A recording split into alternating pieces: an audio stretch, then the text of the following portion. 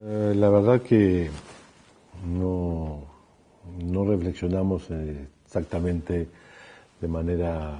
organizada y racional hacia dónde iba a salir la publicación, pero en grandes líneas fuimos lentamente advirtiendo que la democracia en América Latina, que se había ido consolidando de manera relativamente razonable después de la caída de los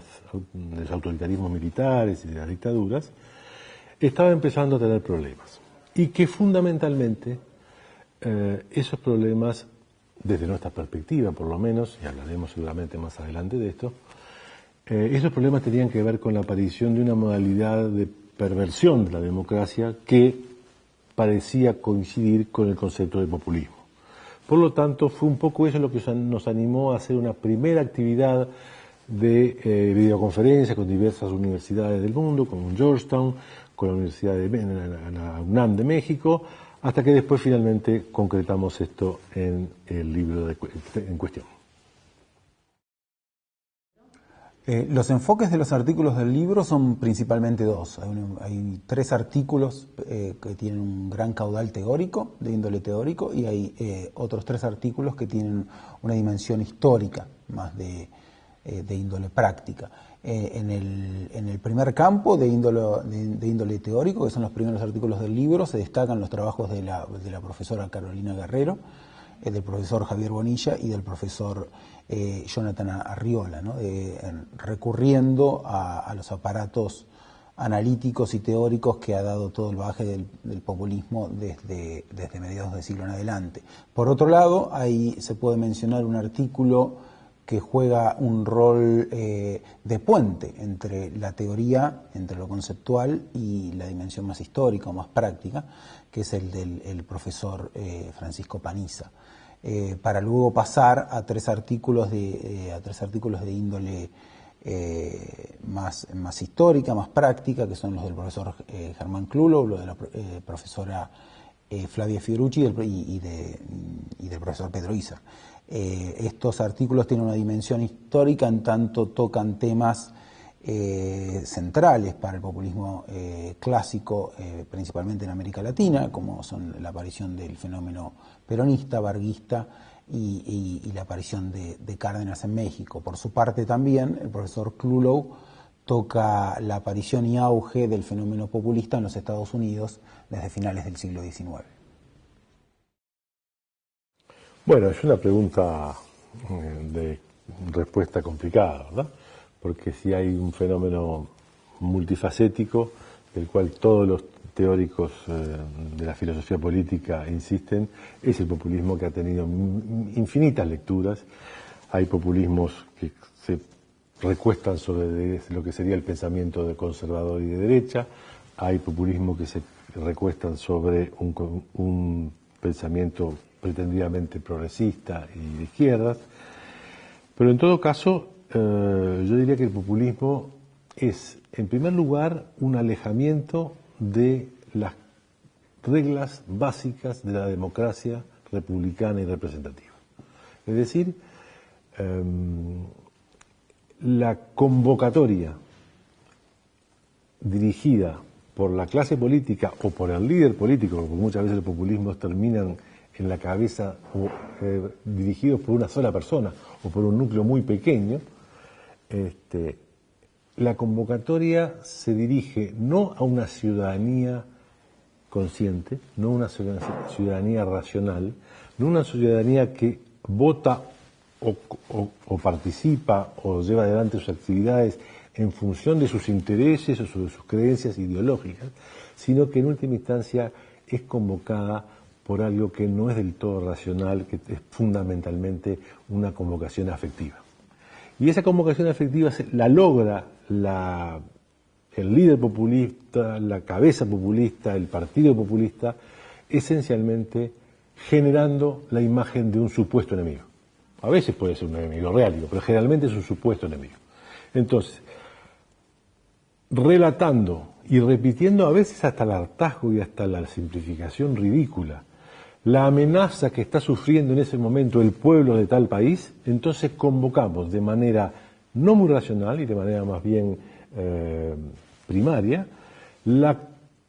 presencia y el apoyo de una ciudadanía que se olvidó que ella era el depositaria final de la soberanía y que ella era la que tenía en sus manos el derecho de dirigir su país y su gobierno. En cuanto a los principales teóricos del populismo, también podemos hacer una diferenciación entre lo clásico y lo más contemporáneo, ¿no? En cuanto a lo más clásico, se destacan los trabajos de Gino Germani y de Torquato Di Tella, haciendo especial hincapié, sin necesariamente una gran base teórica, en el surgimiento del peronismo, ¿no? Del fenómeno peronista, ese fenomenal proceso de urbanización que supuso el agotamiento de un modelo en Argentina y en América Latina, del modelo agroexportador, y la llegada de un modelo de desarrollo hacia adentro, en donde, como mencioné, grandes contingentes de personas se movían del campo a la ciudad y generaban la aparición de un nuevo factor político. Tanto Germani como, por ejemplo, Torquato Di Tella se destacan en tratar ese tema. Más contemporáneamente hay un punto, hay un autor muy relevante que es Ernesto Laclau. Se puede decir que contemporáneamente las discusiones y las reflexiones sobre el populismo son un diálogo tácito o explícito con Laclau. Laclau, que tiene Ernesto Laclau, quien ha fallecido hace relativamente poco tiempo, es un sociólogo, filósofo, que realizó gran parte de su carrera académica en el Reino Unido, en la Universidad de Essex, en parte formando lo que se conoce como la escuela de Essex, basada haciendo hincapié en el discurso político, y ese libro tan relevante del 2005 que se llama La razón populista, que en verdad no es su único trabajo, es una concatenación de trabajos en donde en este año 2005 lleva a cabo esta obra tan sugerente, tan desafiante, tan atrapante, que genera una dinámica en donde, por ejemplo, el postmarxismo de Laclau reconfigura el conflicto de alguna manera, ¿no? El populismo, que por definición supuso una nueva dinámica del conflicto, generando una dinámica de ciclo en el populismo clásico, con Varas, con Perón, con Cárdenas. En esta nueva dinámica de Laclau se reconfigura el conflicto pasando de la concepción clásica del marxismo a una donde dentro del juego de la democracia se establece una dinámica de democracia populista, es decir, una dinámica donde el conflicto así reconfigurado no es algo necesariamente malo, ni mucho menos, ¿no? Nosotros que en nuestras tradicionales democracias liberales o burguesas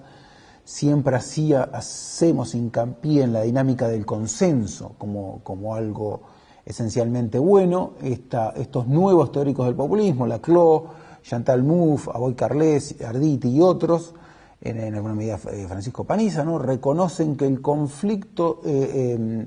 tiene algo necesariamente bueno, ¿no? En la lógica clásica de las democracias burguesas, la ausencia de conflicto suponía la consolidación de un statu quo donde pervivían privilegios. En cambio, la aparición del conflicto en esta dinámica del nuevo populismo supone una dinámica contestataria, donde después del conflicto puede venir un nuevo orden, una reconfiguración de privilegios, haciendo que los sectores populares justamente se encuentren en una situación más ventajosa. El nuevo populismo se consolida, particularmente en América Latina, en un contexto donde las democracias, donde la última oleada democrática justamente se ha consolidado. Es decir, mientras el populismo clásico, el de Perón, el de Vargas, el de Cárdenas, en México, emergieron en un contexto donde la democracia todavía estaba contestada y donde, por ejemplo, en Argentina o en Brasil se sucedieron golpes de Estado, el nuevo populismo, que tiene como un representante muy cabal al coronel Chávez, se destaca y se consolida en un contexto en donde ya no habrá actores por fuera del sistema, actores militares que desafiarán las instituciones. Por ende, una vez consolidada la democracia, este nuevo populismo supone una amenaza de otra dimensión, en tanto es desde esta misma lógica populista, tan bien expresada como mencionaba por Chávez, en menor medida por Kirchner, por Evo Morales, por Correa, por Ortega en Ecuador, son estos propios actores, tremendamente populares en su momento, electoralmente muy potentes, que desafían a nuestra propia noción de democracia y que se sitúan por encima de las propias instituciones. En este sentido, es el nuevo populismo un fenómeno más complejo, e incluso mucho más complejo que el populismo clásico, ¿no? Supone en un punto una lenta agonía de la democracia, tal como la conocemos, ¿no? A diferencia del populismo clásico, en donde había una contestación y un desafío en un punto más sincero, ¿no? Más directo a las instituciones de la democracia. La pregunta nuevamente es de gran interés y es de difícil contestación. A ver, hay más conjunto de autores que trabajan el populismo que tienden a correlacionar fenómenos populistas con momentos más bien de crisis. Y otros que, por el contrario, tienden a correlacionar aparición y crecimiento del populismo con momentos de auge económico. Hoy todo parece indicar que los segundos serían quizás los que tienen más la razón. Creo que la historia es un poco más complicada y, por ejemplo, si vemos la evolución de los populismos europeos actualmente, están claramente correlacionados con un momento de crisis. Pero en lo que nos interesa a nosotros, que son los populismos latinoamericanos, evidentemente hubo un proceso de dos o tres décadas de auge económico, de crecimiento económico fuerte, de mejoría social relativa y de convocatoria a la política de sectores que a lo mejor estaban anteriormente muy lejos. Pero el populismo no aparece porque, en mi opinión, por lo menos en nuestra opinión como autores del libro, no aparece porque nuevos sectores se ingresen a la política, porque nuestro país es un ejemplo perfecto, el vallismo es un ejemplo perfecto en donde grandes sectores de inmigrantes y de migrantes del interior se integraban a la política de manera ciudadana y racional y nunca pasamos por un tránsito populista. Lo que pasa es que hay una opción política tomada. En los procesos que estamos viviendo en América Latina, recuerdo que en el momento que recibimos la primera versión de este libro impreso, en México desaparecían 46 personas en una noche. 2 o 3 meses después, el fiscal Nisman sufría un destino que no es del todo explicable y Petrobras era vaciada por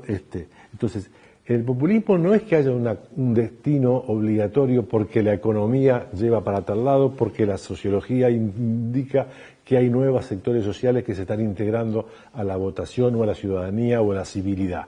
En los hechos hay también, y creo que es lo decisivo, opciones políticas. Pasemos nuestros intereses de grupo individuales por encima de las instituciones. El Estado de Derecho lo usamos cuando nos es pertinente y nos es útil, pero si no nos sirve, lo dejamos de lado. En última instancia es, como mencionamos ambos anteriormente, una suerte de lenta, subrepticia y en algún sentido perversa de generación de la democracia, que sigue votando muchas veces, sigue pasando por el acto electoral, pero las bases fundamentales del funcionamiento democrático, representativo y republicano han sido viciadas. Bueno, creo que fue una forma, creo que también ahí alguna ayuda hubo de los editores mismos. Era una forma quizás muy resumida, muy compacta, de poner en escena esto mismo que traté de explicar anteriormente. Es decir, la gestión de la sociedad se puede hacer de dos maneras en este escenario. O es la ciudadanía, es decir, un conjunto de hombres y mujeres que son convocados a expresar sus opiniones a través de un sistema de partidos, y esos partidos tienen sus programas, y esos programas el que gana los lleva adelante, en parte solo, en parte en coalición o en alianza con otros partidos, en fin, las fórmulas son muchas. Pero es todo un camino que se construyó desde el siglo XVII en adelante en los países europeos y americanos, ese es el mundo de la ciudadanía. Frente a ese mundo de la ciudadanía, desgraciadamente, América Latina, y no solo América Latina, como vimos hay un ejemplo de Estados Unidos, y Europa está llena de populismo, y de nuevos populismos inclusive, como Podemos o como Syriza, por ejemplo, que son las nuevas figuras que han aparecido en caso de crisis en Grecia o en España. Es un nuevo mundo en donde, en vez de pasar por toda esa, a veces lenta, a veces insatisfactoria, a veces casi aburrida procedimentalización de la democracia, se pasa por la puesta en la calle, en escena, del pueblo o la plebe que toma las decisiones aparentemente él por la vía de los hechos. Y en realidad detrás de ese pueblo lo que está, o por encima de ese pueblo lo que está, es una figura más o menos carismática, más o menos providencial, en algunos casos hasta empujada a tener dimensiones ultraterrenas. No nos olvidemos que en la Argentina hablar de Santa Evita es una cosa normal, ¿verdad? O que la conducta de los presidentes mexicanos del PRI raya con hábitos monárquicos de la época de Luis XIV. Por lo tanto, me parece que con ese título quisimos oponer dos mundos de la política: el mundo de la democracia que todos conocemos y que en Uruguay hemos sabido mantener hasta ahora, y esta nueva reedición de una complejo camino que América Latina ha iniciado en el siglo XIX, seguido en el siglo XX y por lo visto sigue regenerando nuevas versiones del mismo problema.